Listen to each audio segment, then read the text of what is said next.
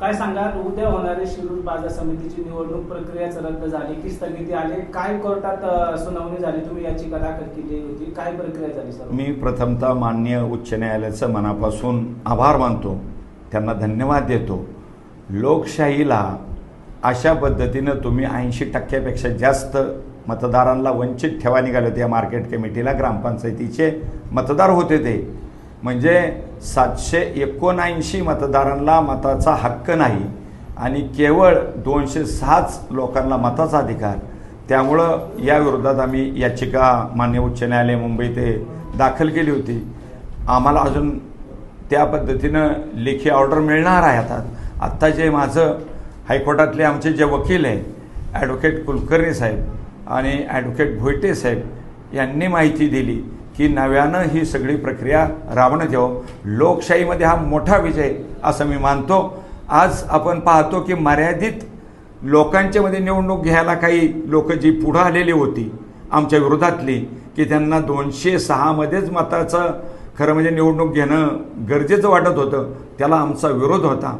ह्यामध्ये लोकशाहीला घातक प्रक्रिया होती, ती रद्द करून आज माननीय उच्च न्यायालयानं खऱ्या अर्थानं आम्हाला न्याय दिला आहे. मी परत एकदा त्यांना मनापासून धन्यवाद देतो. नवीन निवडणूक प्रक्रिया किती दिवसात घ्यावी, काय त्या संदर्भात काय सुनावलेलं आहे? तो अधिकार आता DDR साहेबांचा राहील. जिल्हा निवडणूक अधिकारी सहकार खातं त्या संदर्भात नव्यानं प्रोग्राम ज्या वेळेला जाहीर होईल त्या पद्धतीनं याद्या वगैरे नवीन फ्रेश घेऊन त्या पद्धतीनं निवडणुका लागल्या जातील. सरकारचं अपयश म्हणावं लागेल सरकारला? 100% याद्या तुम्ही देताना अशा का देता याद्या? याच्यामध्ये कुणीतरी हात, याचा अर्थ कुणीतरी नेत्यांचे हात आहेत आणि मग नेत्यांच्या हात असल्यामुळं ही निवडणूक अशी मर्यादित मतांची तुम्ही घ्यायला लागला होता. नक्की स्थगिती दिली की प्रक्रिया पूर्ण रद्द केली? पूर्णपणे फ्रेश इलेक्शन घ्यायला सांगितलेत. याचा अर्थ सगळा प्रोग्राम परत सुरू करायला माननीय उच्च न्यायालयानं सांगितलं आहे. हा जनतेचा विजय. जनतेने जी काय आम्हाला मागणी केली होती, आज 78 ग्रामपंचायत्या वंचित होत्या मतापासून आणि केवळ 18 ग्रामपंचायतीला तुम्ही मताचा अधिकार देत होता.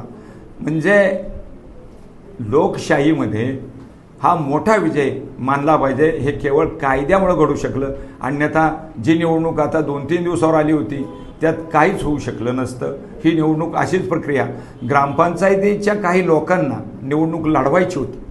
मग जर त्यांना निवडणूक लढवायची असेल तर तुम्ही 206 त्या ठिकाणी मर्यादित ठेवली संख्या, तर बाकीच्यांनी कुठं जायचं? म्हणून हा अत्यंत एक चांगला निर्णय मानावा लागेल. कुणीतरी काही ठराविक लोकांनी ही जी प्रक्रिया अशा पद्धतीने राबवण्याचा प्रयत्न केला, त्याला माननीय उच्च न्यायालयाने चांगली चप्पराक दिली.